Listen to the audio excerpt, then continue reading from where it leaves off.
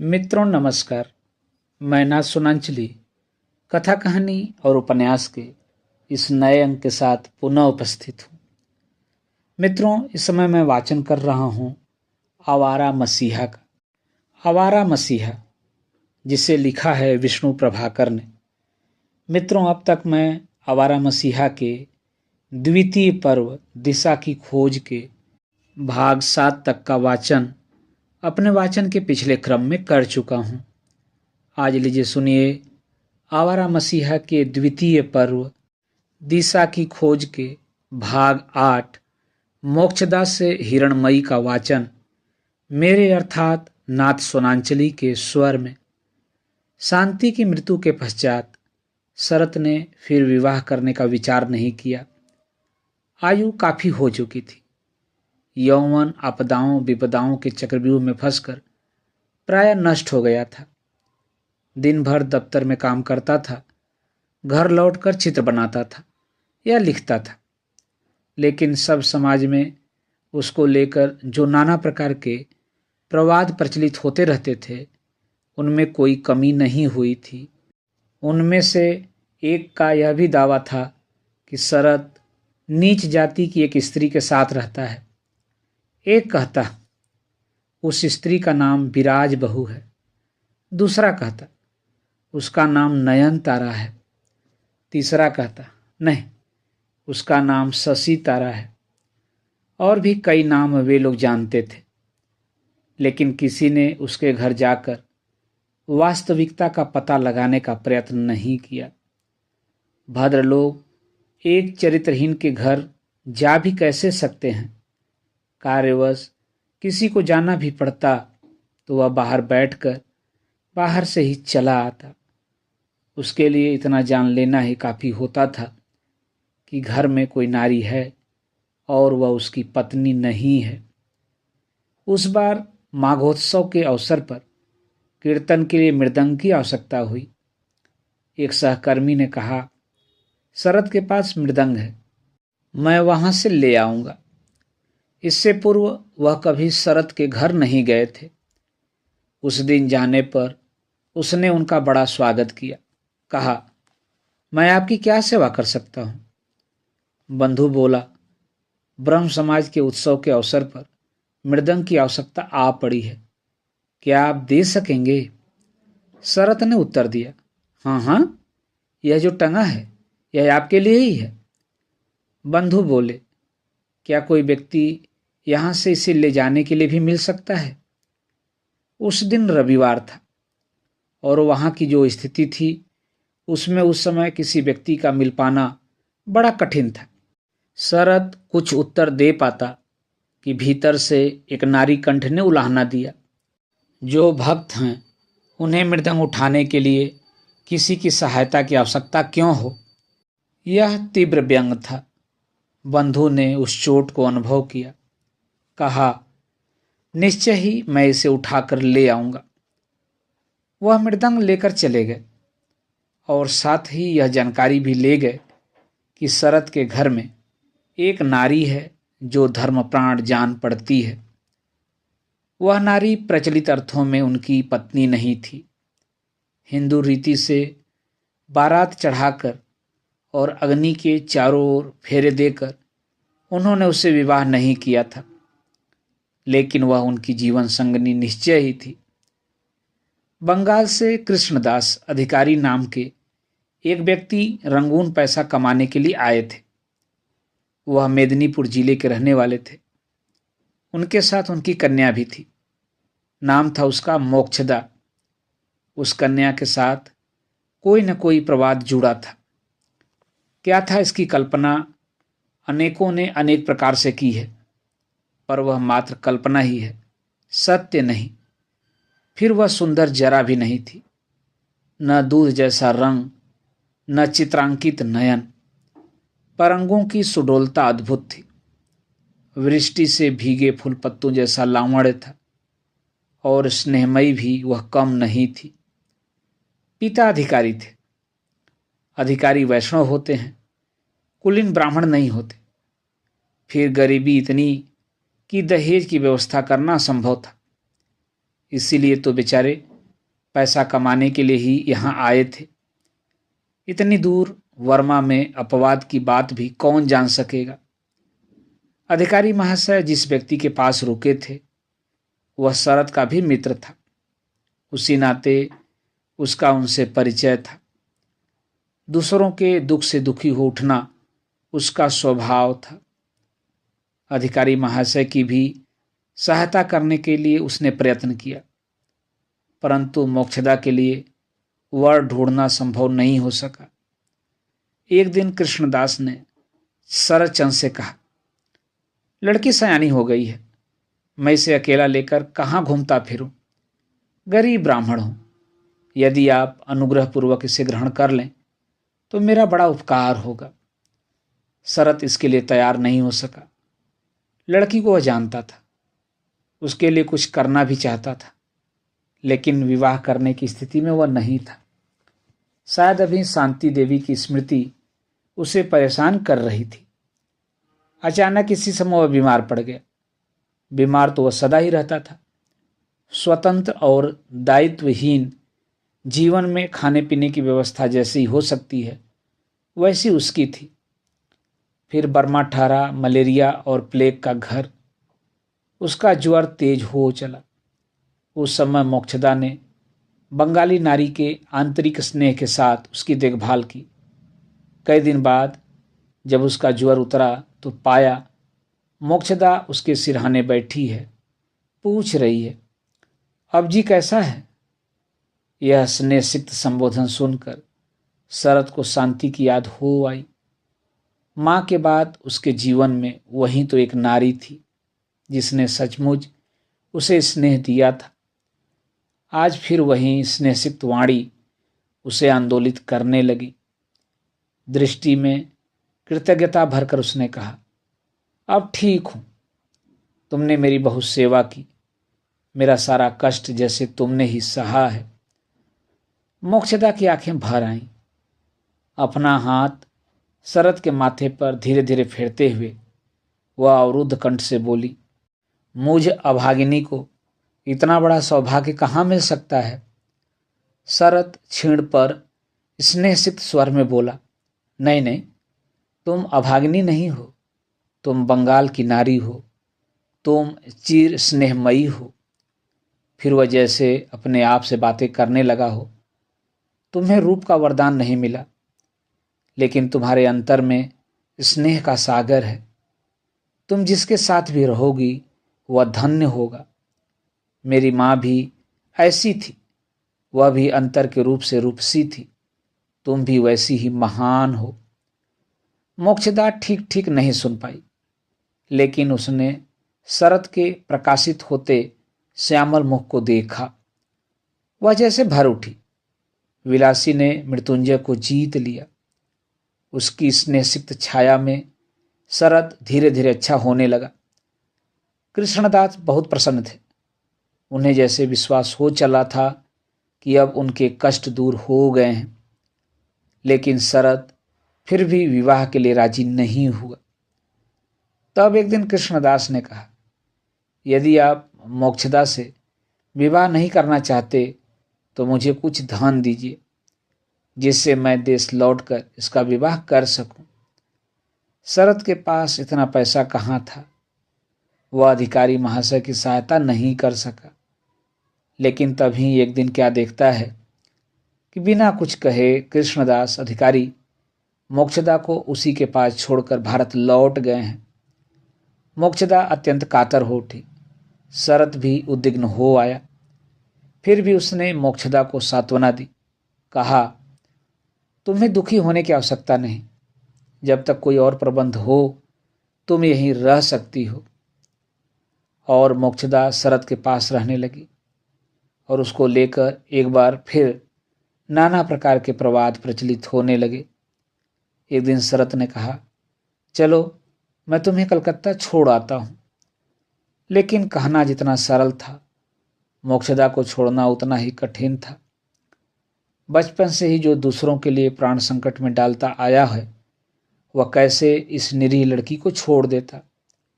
इसलिए एक दिन लौटकर शरद ने मोक्षदा से कहा, आज मैंने तुम्हारे लिए एक वर ढूंढ लिया है। मोक्षदा हठात शरद की ओर देखती रह गई। फिर उसकी आंखें भर आईं। बोली, इस तरह की बातें करते हुए आपको अच्छा लगता है? शरद ने कहा, ना ना, मैं परिहास नहीं कर रहा हूं और तुम्हें बुरा भी नहीं मानना चाहिए। आखिर तुम्हें विवाह तो करना ही है।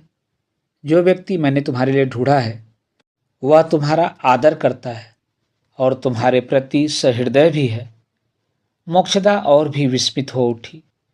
अटक अटक कर उसने कहा, मैं इस बारे में कुछ नहीं जानती। वह व्यक्ति कौन है? बिना जाने उसके बारे में मैं क्या कह सकती हूँ? शरद ने शरारत से मुस्कुराते हुए कहा, तुमने उसे देखा है क्या? हाँ, बहुत बार देखा है। जैसे मोक्षदा के मस्तिष्क में प्रकाश उभरने लगा। फिर भी अनजान बने रहते हुए उसने कहा, मैं कुछ नहीं जानती। शरद बोला, मुझे नहीं जानती? मोक्षदा ने एकाएक दृष्टि उठाकर शरद की ओर देखा। अविश्वास और विस्मय से भरी वह दृष्टि शरद के अंतर में भर गई। फिर सहसा भरी हुई बदली की तरह वह नीचे झुकी कि शरद के चरण पकड़ ले, लेकिन बीच में ही रोककर शरद ने कहा, क्या तुम्हें वह व्यक्ति स्वीकार है? मोक्षदा ने अब भी कोई जवाब नहीं दिया। वह उसी तरह नीचे झुकी रही। इसके बाद कहने को कुछ शेष नहीं रह जाता। शैव रीति से दोनों ने विवाह कर लिया। शायद यह कहानी राई रत्ती इसी तरह नहीं घटी। कैसे घटी यह कोई नहीं जानता, पर यह सच है कि यह विवाह समाज और कानून सभी प्रकार के विवाहों से किसी प्रकार कम नहीं हुआ। लेकिन जब तक गाजे बाजे के साथ विधि विधान संपन्न न हो, तब तक समाज इस बात को कैसे स्वीकार करे? न करे। सर्वहारों के बीच रहने वाले शरद ने तो स्वीकार कर लिया था। उसने मोक्षदा से कहा, आज से तुम हिरणमयी हुई। तुम खरे सोने के समान हो। उस पर कभी भी किसी प्रकार का मैल नहीं जम सकता। तुम्हारे अंतर के उज्जवल रूप को मैंने देख लिया है। वह मेरी शक्ति बनेगा। मालती से सुरेंद्र भी तो यही कहता है। तुमसे विवाह कर लिया, इतने दिनों में आज तुम मेरी स्त्री हुई। अब तुम कहीं भाग नहीं सकोगी। जो माला आज मैंने पहनाई है, उसके बंधन को जन्म जन्मांतर में भी तुम खोल न सकोगी। और उस दिन हिरणमयी ने कानून सम्मत पत्नी न होते हुए भी पत्नित्व के दायित्व को पूर्ण रूप से ओढ़ लिया। मन का मिलन ही सच्चा विवाह है। विवाह मंत्र चाहे भाषा में पढ़े जाएं, चाहे संस्कृत में, इससे क्या होता है? इस दुनिया में स्त्री पुरुष के ऐसे मिलन हुए हैं जिन्हें किसी भी तरह पवित्र नहीं कहा जा सकता। उन सब मिलनों को भी समाज ने स्वीकार किया था और विवाह के पवित्र मंत्रों से पवित्र भी कर लिया था। इसलिए हिरणमयी देवी मंत्र दीक्षित पत्नी नहीं हुई तो क्या हुआ? समाज ने उन्हें पत्नी की प्रतिष्ठा नहीं दी तो उससे क्या अंतर पड़ता है? शरद के प्रति उनके हृदय में आदर, भक्ति और श्रद्धा का अंत नहीं था। वह भी उन्हें मन प्राण से प्यार करता था। एक बार फिर जैसे उसके जीवन के अर्थ बदल गए। बना बनाकर प्रेम कहानियां प्रचारित करने की आवश्यकता अब नहीं रही। न जाने कितनी ऐसी कहानियां स्वयं उसने अपने बारे में प्रचारित कर दी थी। उसका आवारा कथाकार उसके वैरागी मन को अक्सर पराजित कर देता था। सोचकर देखें तो दोनों का एक समान आधार भी तो था, और वह था अंधकार। वैष्णवी श्रीकांत से कहती है, तुम्हारा यह उदासीन वैरागी मन जगत में इससे बढ़कर अहंकार से भरा हुआ और भी कुछ है क्या? कुछ दिन पूर्व अपने मित्र विभूति भूषण भट्ट को उसने एक पत्र में लिखा था, मैं 1.5 वर्ष तक एक नारी के साथ घर बसा कर रहा हूं। कैसा असीम अगाध प्रणय था वह। लेकिन एक दिन मधुर झगड़ा हुआ और इससे पहले कि मानभंजन हो पाता, मेरी उस प्रेमिका ने एक दूसरे सुपात्र के गले में जयमाला डाल दी। यह सब क्या हुआ?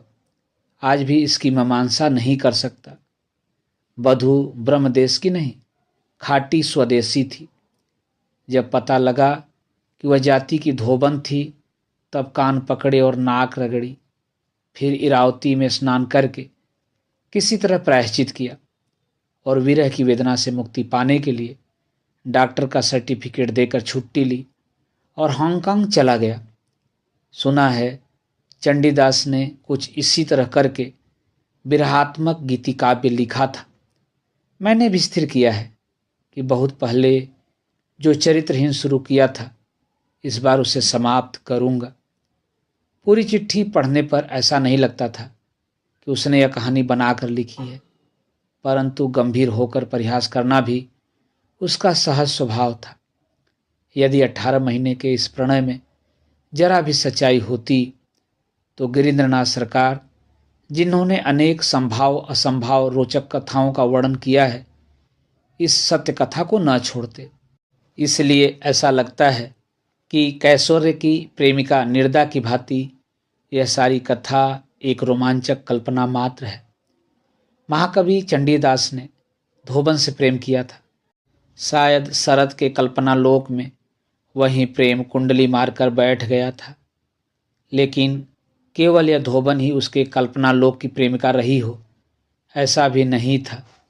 बहुत दिन बाद जब वह कलकत्ता लौट आया था, उसने अपने मित्र अक्षय कुमार सरकार से नारी चरित्र की समीक्षा करते हुए कहा था कि रंगून में एक बंगाली स्त्री थी, उसका पति बीमार था। कैसे कैसे उसने मुझसे प्रणय निवेदन किया। मैं उसके संग के लिए व्याकुल हो उठा, लेकिन कई दिन साथ रहने के बाद वह एकाएक अंतर्ध्यान हो गई। मेरी क्या दशा हुई तब। विरह व्यथा से जैसे मैं पागल हो उठा। तब मकान मालकिन ने मुझसे कहा, किसके लिए पागल होते हो जी? उसे अपने बंधु के लिए पैसे चाहिए थे, सो उसने तुमसे ठग लिए और उसके साथ चली गई। वह तुम्हें जरा भी प्रेम नहीं करती थी। ये कहानियां सच हों या झूठ, उसके मानस के अध्ययन का अच्छा अवसर प्रदान करती हैं। वह उन लोगों में से था जो मानते हैं कि नारी का प्रेम ही पुरुष में साहस जगाता है। उसके लिए प्रेम का अर्थ शरीर की भूख नहीं था, बल्कि अपने उपास्य के लिए अपने को बलिदान कर देना था। कैशोर्य के अपने उस विफल प्रेम के बाद कम से कम एक बार तो उसने अवश्य ही सचमुच किसी को प्यार किया था। उन दिनों अक्सर भले घर की लड़कियों को भगाकर दुष्ट लोग रंगून ले जाते थे। ऐसी ही एक युवती थी गायत्री। जैसी आकर्षक देश दृष्टि, वैसा ही मादक रूप, जो अंगार की तरह वैदव्य की राख में छिपा था। शायद माँ बाप उसके साथ अच्छा बर्ताव नहीं करते थे, इसीलिए वह मौसा के पास लखनऊ जाना चाहती थी। पड़ोस के एक युवक नंद दुलार ने उसे विश्वास दिलाया कि वह उसे मौसा के पास पहुंचा देगा, लेकिन हुआ यह कि वह लखनऊ की ओर न जाकर रंगून की ओर चल पड़ा। बेचारी गायत्री मार्ग में किससे क्या कहे। जहाज पर बर्मा के एक युवक से उनकी भेंट हुई। उसका नाम था 5 कौड़ी। नंद दुलार ने बताया कि गायत्री उसकी पत्नी है। इसी रूप में वे रंगून में वहाँ के प्रसिद्ध एडवोकेट कुंज बिहारी मुखोपाध्याय के घर जाकर ठहरे। शायद गृह स्वामिनी का स्नेह पाकर गायत्री का खोया हुआ साहस लौट आया। उसने उनसे कहा, माँ, यह मेरा पति नहीं है, मैं विधवा हूँ। मौसा के पास पहुँचाने का बहाना करके यह धोखे से मुझे यहाँ ले आया है। गृह स्वामिनी स्तब्ध रह गई। उसने तुरंत गिरीन्द्रनाथ सरकार को बुला भेजा। उन्होंने आकर नंद दुलार को खूब अपमानित किया। फिर शरत आदि मित्रों के सहयोग से उसे स्वदेश जाने के लिए जहाज पर चढ़ा दिया। गायत्री के पिता को भी पत्र द्वारा सूचना दे दी गई, लेकिन गायत्री तब तक कहाँ रहे। गृह स्वामिनी उसे रखने को तैयार नहीं थी। गिरीन ने तब शरत के मोहल्ले में एक घर लेकर उसके रहने की व्यवस्था कर दी। 5 कौड़ी उसकी देखभाल करने लगा। शरत भी रात को 5 कौड़ी के पास ही जाकर सोता था। एक दिन गायत्री के पिता का उत्तर भी आ गया। वे अपनी कुलटा कन्या को किसी भी शर्त पर घर में रखने के लिए तैयार नहीं थे। उधर से निराश होकर गिरीन ने गायत्री के मौसा को लिखा, लेकिन इसी बीच बार बार आने जाने के कारण शरत गायत्री के प्रति अनुरक्त हो उठा। बेचारी विधवा, उसका कोई सहायक नहीं है, इसलिए शायद उसके मन में करुणा भी उभरी होगी। इसीलिए तो एक दिन वह गायत्री के प्रति प्रणय निवेदन करने का साहस कर सका। उसने कहा, आजकल विधवा विवाह का प्रचलन है, फिर भी यदि समाज उसे स्वीकार नहीं करता तो हम वैष्णव धर्म स्वीकार कर सकते हैं। गायत्री की व्यथा का पार नहीं था। वह बोली, शरदा, जो फूल टूटकर गिर चुका हो उससे देवता की पूजा नहीं होती। केवल शरत ने ही उससे प्रणय निवेदन नहीं किया, 5 कौड़ी का धनी स्वामी भी उस पर आसक्त हो उठा था। उस दिन व्यापार के संबंध में 5 कौड़ी को खोजते खोजते वह उसके घर आया था। तभी सहसा उसने गायत्री को देखा और उस पर मुग्ध हो गया। उसी दिन से नाना प्रकार के प्रलोभन उसने देने शुरू कर दिए। कभी उपहार भेजता तो कभी किसी महिला को, और फिर एक दिन वह स्वयं गाड़ी लेकर उसे लेने आ पहुंचा। उसके पास शक्ति थी, शरत के पास साहस था। गायत्री की रक्षा के लिए वह सामने आकर डट गया। उस क्षण उसने निश्चय ही मन राजू को याद किया होगा। इस युद्ध को देखने के लिए दर्शक भी कम नहीं आए थे। रक्तपात होने की पूरी संभावना थी, लेकिन तब तक गिरिंद्र को सूचना मिल चुकी थी। कुछ क्षण बाद वह वहां आ पहुंचा। उसके साथ कई लठैत थे। उन्हें देखकर एक एक करके सब लोग वहां से चले गए। 2-3 दिन बाद गायत्री के मौसा का पत्र आ गया। लिखा था, गायत्री को लखनऊ पहुंचा दो। वह चली गई और शरत का यह प्रणय भी व्यर्थ हो गया। यद्यपि इस कथा का स्रोत स्वयं शरत नहीं है, फिर भी यह सत्य हो तो आश्चर्य की कोई बात नहीं, क्योंकि उसके संबंध में नाना प्रकार के लोग नाना प्रकार की कथाएं प्रचारित करते ही रहते थे। लेकिन सत्य मान लेने पर भी बहुत अंतर नहीं पड़ता। मनुष्य के जीवन में गोपन अगोपन ऐसे अनेक अवसर आते हैं। फिर शरत तो सचमुच ही सैकड़ों ऐसी कुलीन और अकुलीन नारियों के संपर्क में आया था, और वह कोई यति या सन्यासी भी नहीं था। अपने को किसी के प्रति विसर्जन कर देने की आकांक्षा सभी में होती है, उसमें कुछ अधिक थी। वेश्यालयों में वह जाता रहा है, पर वहाँ भी सेवा शुश्रूषा का अवसर आने पर वह पीछे नहीं हटा। उस दिन मित्रों के साथ रंगून में एक प्रसिद्ध नर्तकी के घर जाने पर देखा कि वह चेचक से पीड़ित है। मित्र लौट गए, पर वह रह गया। अनेक प्रयत्न करने पर भी जब वह उसे नहीं बचा पाया तो विधिपूर्वक उसका अंतिम संस्कार करके ही वह लौटा। इसी कारण तो भद्र लोग उसे चरित्रहीन और अछूत समझते रहे और उससे मिलने से बराबर इनकार करते रहे।